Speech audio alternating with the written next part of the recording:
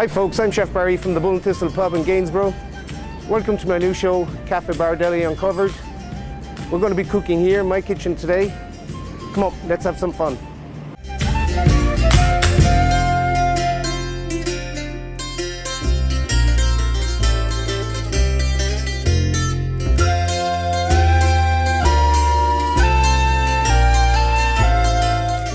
Okay guys, today we're going to start with, it's a French dish. It's called a tarte monsieur. It's basically poached asparagus, diced Irish bacon, or you can use American bacon. This is cooked, and Gruyere cheese, and 2 eggs for sunny side up, on top of a little, what we call a boucher. It's a puff pastry slab. I'll show you how to make it in a minute. You just cut out the sides, the inside stays down, the outside raises up, and it makes a little tart. But first we're going to make a hollandaise that'll accompany this, and maybe 1 or 2 other dishes that I have today. Easiest way I find to make a hollandaise is a RoboCoupe or a food blender. Put in your egg yolks. I roughly use 4 eggs to 1 pound of butter. That's 4 eggs to 1 pound of salted butter I use. So I'm just going to show you, you all know, just to separate your eggs, keep your whites and your yolks separated. All you need for this is your yolks. You need some cider vinegar. I use apple cider vinegar. Maybe 2 tablespoons. In the meantime, you melt your butter. You get your butter into a pot and just melt it on the stove and let it clarify. You can use the sediment. I tend to use the sediment because I think a lot of the flavor is in the actual sediment itself. So just pour it into a jug. And again, all this equipment is commercial equipment, but we will be filming in different locations and that. But an ordinary food blender from the household will do no problem whatsoever. So just leave your egg whites come up to what we call a peak stage, or your egg yolks up to a peak stage. You'll see it kind of getting fluffy, almost custard consistency. Add your butter in very slowly. Your butter at this temperature is just above blood temperature. Add it in slowly and it'll bind very fast. Years ago we used to make it over a pot of boiling water with a whisk, and you could be making up to 4 to 5 pounds, and it literally would wear you out. This is a lot easier, and it's foolproof really. So gently add the butter in. A hollandaise is very good if you want to, if you want to use it the next day. You cannot refrigerate it obviously because the butter will solidify. But if you want to use it in mashed potatoes, or if you want to use it in biscuits or anything like that, it's excellent as well. So if you just make up a small bit of hollandaise, eggs Benedict, we're going to be doing them later on. If you find it's getting any bit thick, which it is there, if you want to see the consistency here, it's got to a consistency that will literally coat the back of the spoon. That's a little bit too thick for what I want.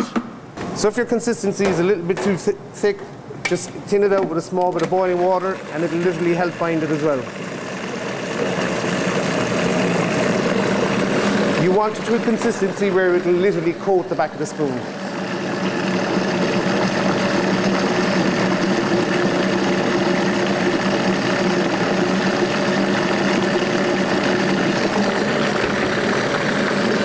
A little bit more.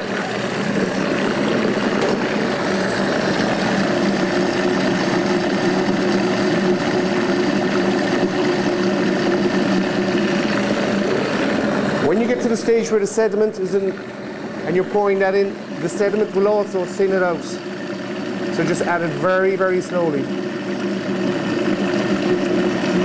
Okay guys, so you can see the consistency.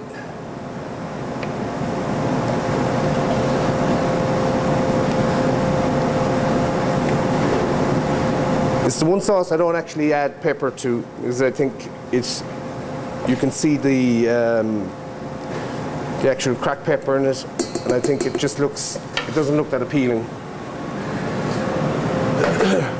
So for storage, your hollandaise is made, fresh hollandaise. Keep it in a warm place. I like to keep it here. It keeps in a warm temperature, and that's what you need. If it goes cold, it starts solidifying. Obviously, the melted butter. Okay, so we're going to make our tart. We've got our fresh asparagus. I like to use jumbo asparagus here in the bull and thistle, so literally you have the woody bit at the end. The best way to find out where it peaks is where you can break it, okay? So literally, just go down the spear of the asparagus and where it snaps. And you'll find they'll roughly be all the same size. You can keep the spears for soup if you want to make a puree soup, but you definitely have to puree it and pass it through a sift because there is a very woody fibre in it. Okay, so we're just going to blanch these off. I've got a pot of water here with salt. And when I say blanch, I literally just want to cook it for 2 minutes and refresh it into cold water straight away, okay? In the meantime, we're going to start our tart here. Okay, so to start, we've got a puff pastry, a slab of puff pastry. If you can buy it frozen, all the better. This will do 3 portions. I'm just going to do one here. So I'm literally just cutting a rectangle. This is the important part. Bring your knife literally just a finger in, score it, not deep, just the top of it. Same with the other side. Keep them parallel to one another. And what you're doing is you're releasing air from the puff pastry, because when you make puff pastry, it's called aeration by lamination. You're folding butter into pastry, you're folding it this way, you're folding it that way, you're folding air and butter, and it's called aeration by lamination. That's why you get the different layers. It's called, what we call this is a boucher or a mille-fili. Okay, so we're literally going to put it on to our baking sheet. I use a lot of silicone mats here. You can get them anywhere, any good general cookery shop or anything like that, but I think you can get them in the bigger stores as well. So literally what I'm doing is just putting a small bit of Gruyere cheese in the middle so as it'll hold the middle down and it'll create like a little box effect. This is a very fast dish. This takes literally 11 minutes to cook. So I'm putting into my oven at 375 and putting my timer on. At this stage, my asparagus should be ready and ready to be blanched. Okay, folks, we've literally waited 5 minutes. At this stage, you can take your tart out and just with your finger, just gently push it down, okay? You see the air, you got the air inside in it. We've just cooked it enough so as it won't sink on the outsides because you've got a little bit of a crust in it. So again, all I'm going to do is add some more Gruyere cheese. And as I said, these are a fabulous dish, very fast, very easy, lovely for brunch. Or if you want to let it go cold and have it as a snack later on, excellent. So I've literally, we've blanched and refreshed our asparagus. I'm just going to cut them in half.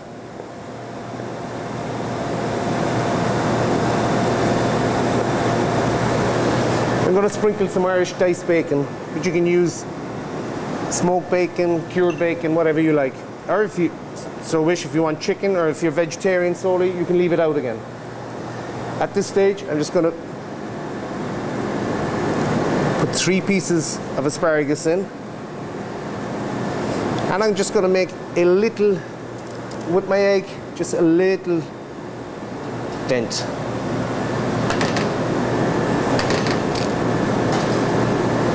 And that will keep the egg yolk right in the center. And here again. And you want to try and keep your egg yolk fairly in a straight line and neat. Cracked pepper.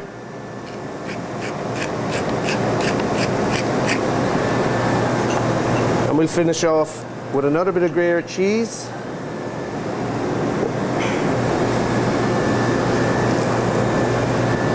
lattice of asparagus.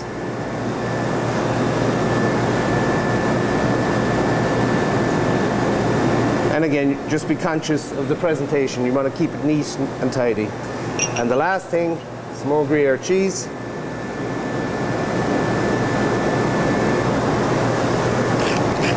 And a bit of cracked pepper. So we're going to put this back in literally for 5 more minutes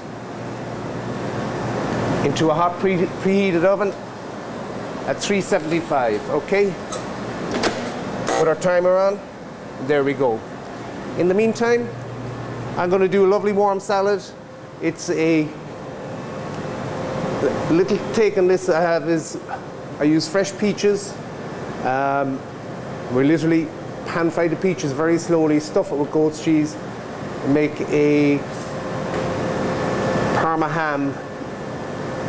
It's a really, really kind of a French rustic salad with pomegranate dressing. You've got grilled pears, so we're going to go ahead with that while we're waiting for our tarte monsieur. A lot of my salads, I just like to use what I got in the fridge. If I open the fridge and see I got this, I got that, whatever, just use your imagination, let your imagination flow. Cooking should be about having fun. Okay, so we got peaches here.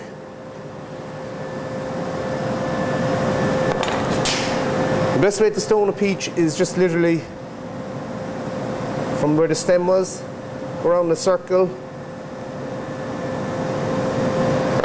and twist very gently. You just rotate it. Okay, so you got literally come out with your peach.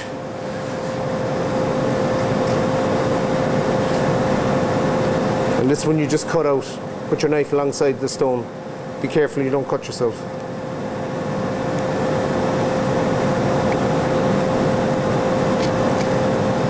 There you go.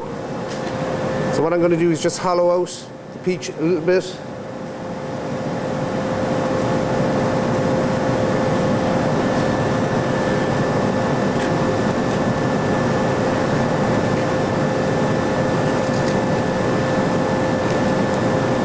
We're going to use this in the salad.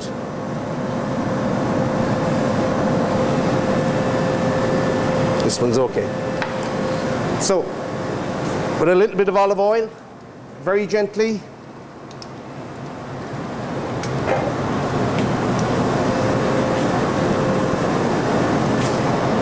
Flesh side down.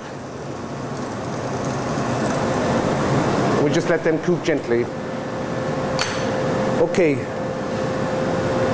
So we're going to grill some bread. This is bread we make ourselves here.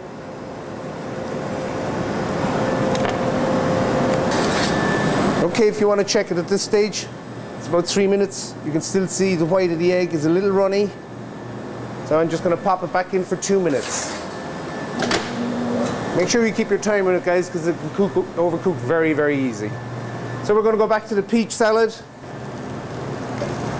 And what I'm trying to do is I'm trying to caramelize the sugar in the peaches, okay? Again, I want them soft. So, just ever so gently, leave them sear in the pan. A little bit more olive oil. I've also got a nice crisp pear here. And I'm literally just going to add this in with the peach.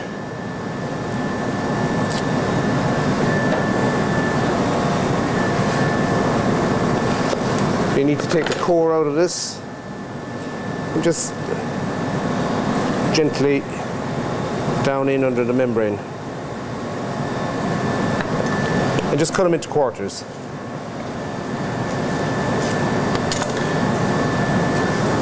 And you add them in with your peach.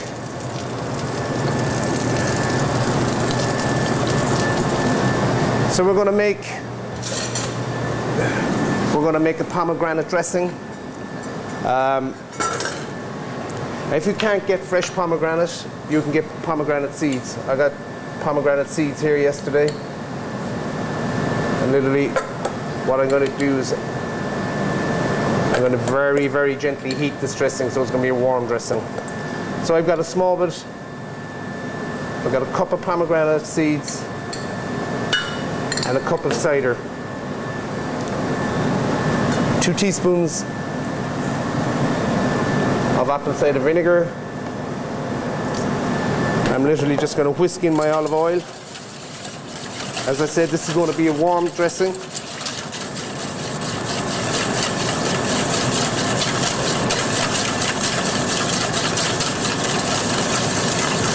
It's a dressing you can keep in the fridge. You can make this up in advance. You just whisk in your oil, make sure it amalgamates. There is no mustard in this base. It is just literally pomegranate, olive oil, and apple cider vinegar. Salt and pepper.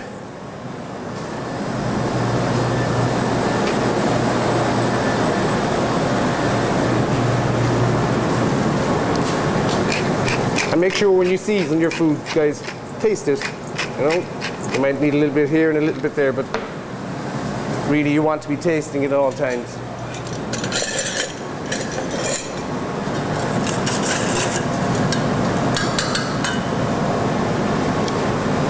It's good. Okay, we got our tarte monsieur. It's ready to be plated. I like to put all my food on hot plates. Okay, we got our nice creamy hollandaise that we've made earlier on. As I said, consistency that will coat the back of a spoon. Just give it a little bit of decadence, drizzle it over it.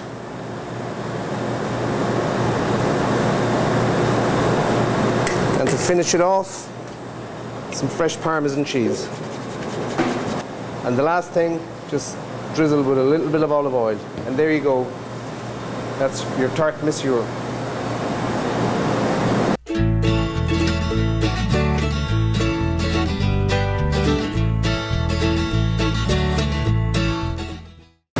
So we got our pomegranate dressing made. It's just marinating there nicely. Got 2 slices of bread that I'm going to toast off on the griddle.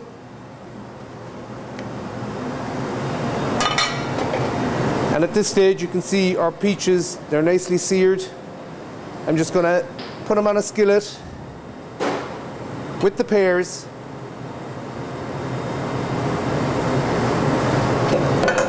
And we're going to start building the salad. So just give it a quick flash under the salamander. I like to use big bowls, big plates, 12-inch plates and that. I think it gives it a bit of depth. So just keep an eye on your toast.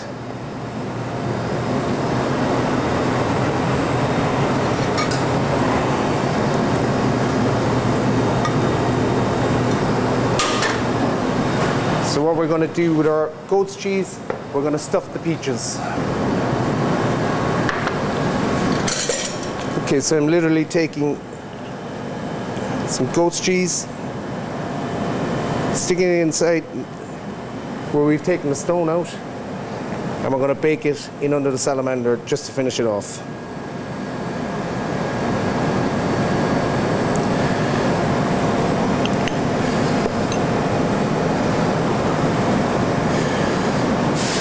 And again, there's many variations you can do. You know, it's up to yourselves what you like. If you like asparagus in it, you can put asparagus in it. You know, if you want to put some seafood in it, you can put seafood in it. So I'm going to use a mango in this. You've got a stone. It's kind of a half moon shape on this side and that side. And literally you've got to put your knife down the side of it. So the best thing is get the top of the stone and scrape down the side. And there's your stone. Okay. Same this side. And then what you can do is you can cut it here and you can cut it here. And you just shave it then. But it's quite a big stone. Okay, so that's your stone. So what we're going to use today is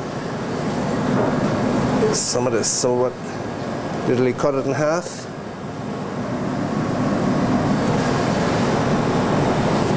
Cut it into both shapes.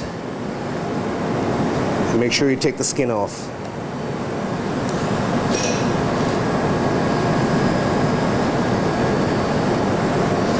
So we're just going to get a little bit of salad.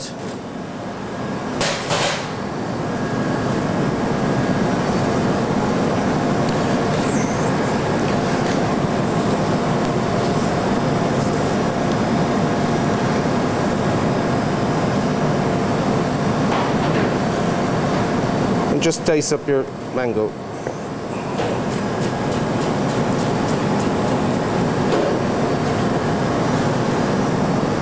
Add it in top of your salad.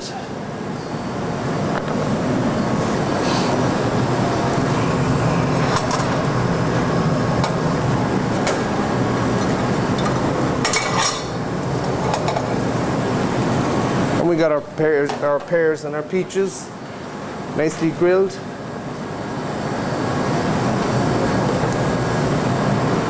I'm just going to drizzle these with a little bit of olive oil just to give them a nice sheen. I got some prosciutto ham here.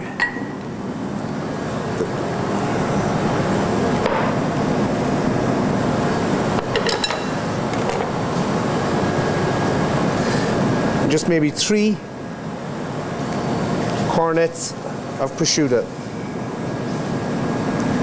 Again, if you're a vegetarian, you don't want any meats in it, you know, you can use some cheeses, or if you're vegan, nuts and stuff like that. We got our toast, a little bit of olive oil on the toast, a little black pepper on the toast. Just let it soak up the olive oil just for a few seconds, okay? Now we're going to build it, okay? So we got our pear.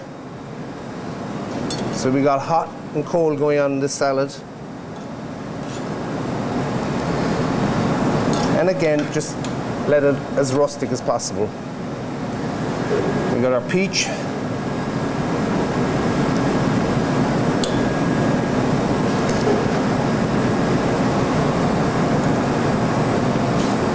And now we got our pomegranate dressing.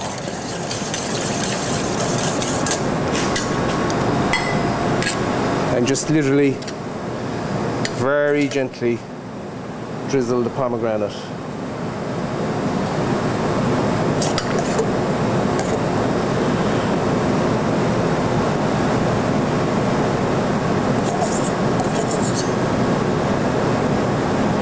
There we go.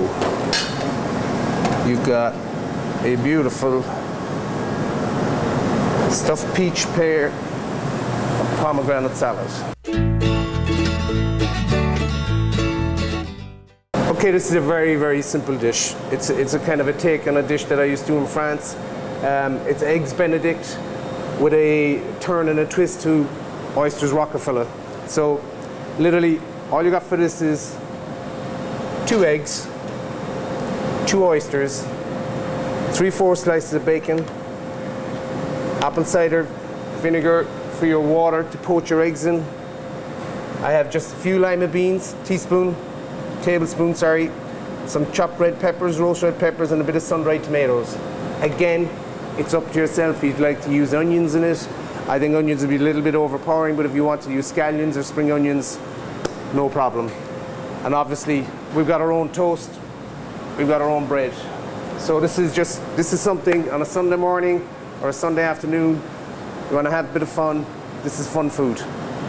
Okay, so I got some water simmering here.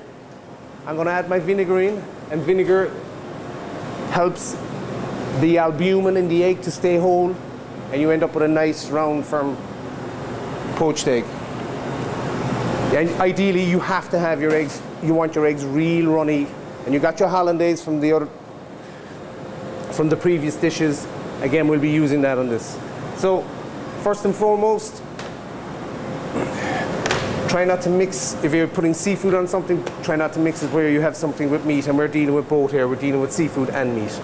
So, to cook my oysters, I have just a little sizzle pan with a little bit of rock salt just to hold them in place, okay?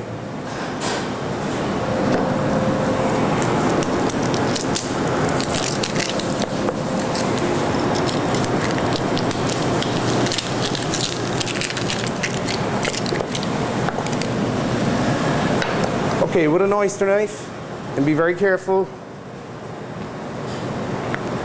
you just pop it.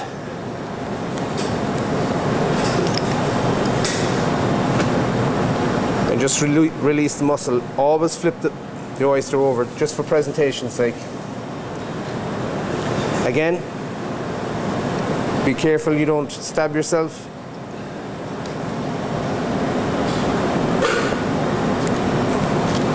and gently just flip it up again. And sometimes you will get a bit of mud.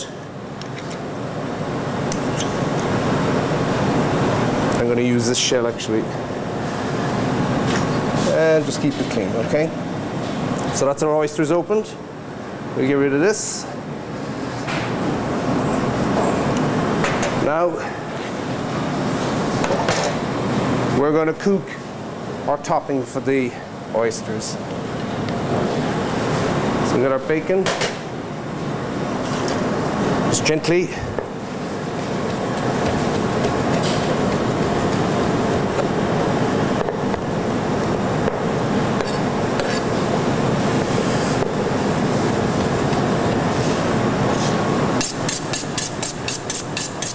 It's important to keep your knife sharp at all times for obvious reasons, but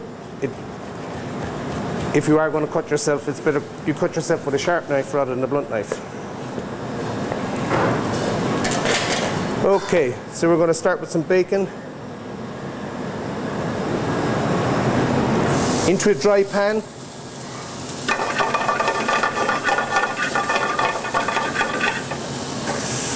Okay, so we've just got a sear going there. So I'm going to add in our sun-dried tomatoes, our pepper, and our lima beans.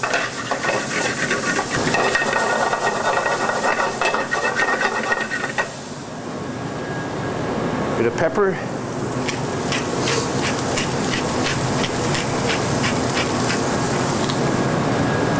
And just a small bit of salt.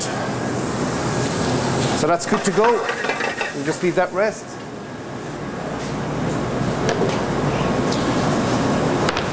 And we're going to toast our bread. So what we're going to do with, we're going to cut it, we'll cut it this way into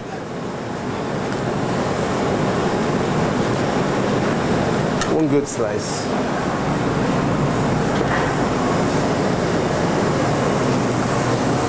And we're going to ever so gently grill it.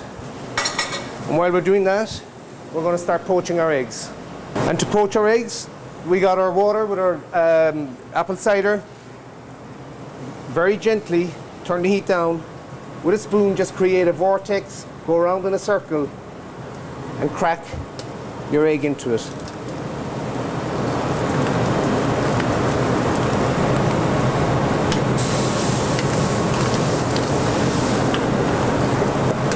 And with this one, just gently in alongside it. Okay, that will take literally 2 minutes. We just check our toast.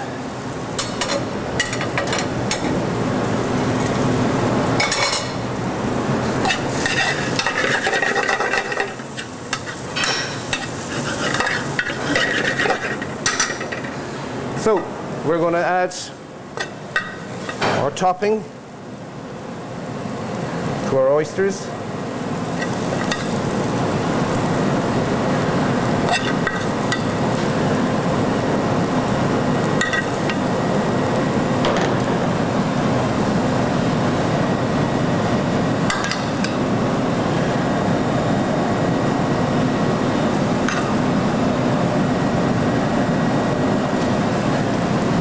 Go.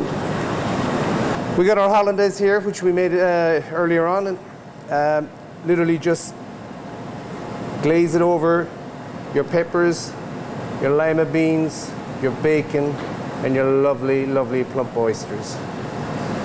We're going to gratinate that onto the salamander.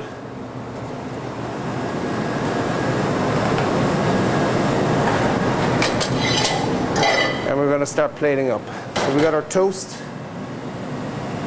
Again, I like to put a bit of olive oil in it, and I like to season it prior to putting the eggs in it.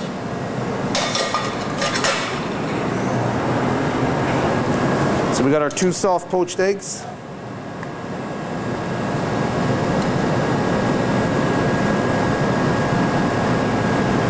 Just onto toast.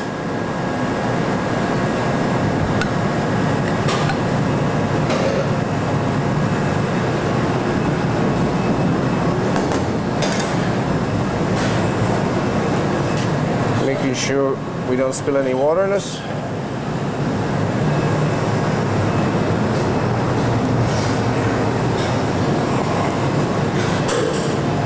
And we got our hollandaise to finish our Benedict.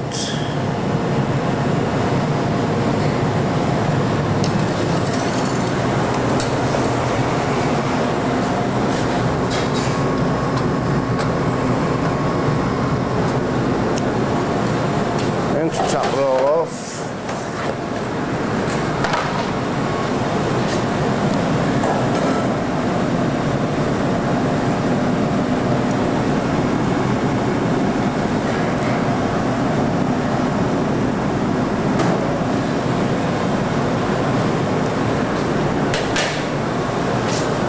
a little bit of olive oil.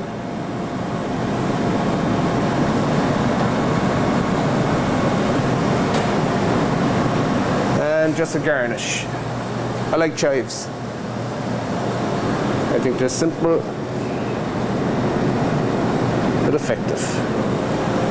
And just one more thing. There we go.